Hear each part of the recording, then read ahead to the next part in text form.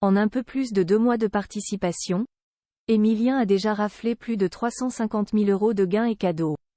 Une cagnotte à 6 chiffres qui donne le tournis au jeune étudiant en histoire de 20 ans. Ce dernier envisagerait-il de quitter ses études pour se concentrer pleinement sur les 12 coups de midi?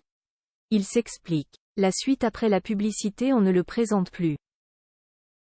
Emilien est le champion actuel des 12 coups de midi. Et du haut de ses 20 ans, cet étudiant en histoire à Toulouse cumule déjà 356 085 € de gains et cadeaux.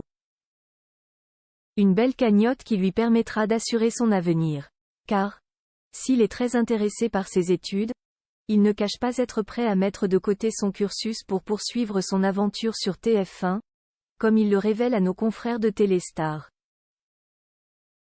Les 12 coups de midi, priorité absolue des Emilien. Avant les études. Depuis plusieurs semaines, Emilien enchaîne les bonnes réponses aux questions de Jean-Luc Reichmann.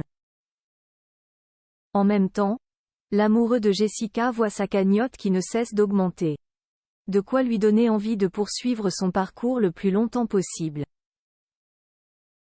Quitte à faire une pause dans ses études. Je suis en 3e année de licence et pour l'instant, les tournages se sont déroulés sur les périodes scolaires. Mais je suis prêt à rater des cours autant qu'il le faudra, a-t-il assuré à nos confrères du magazine Téléstar en kiosque lundi 4 décembre 2023. C'est une expérience extraordinaire qui n'arrive qu'une fois dans une vie. Je ne suis vraiment pas pressé de quitter l'émission. Il faut dire qu'il a, pour l'instant, déjà gagné plus de 350 000 €. Une somme qui vaut bien le coup de déserter les bancs de la fac le temps d'une année. Emilien. Ses profs ne connaissent pas les 12 coups de midi d'ailleurs. À l'université, Emilien est devenu une star malgré lui depuis sa participation aux 12 coups de midi.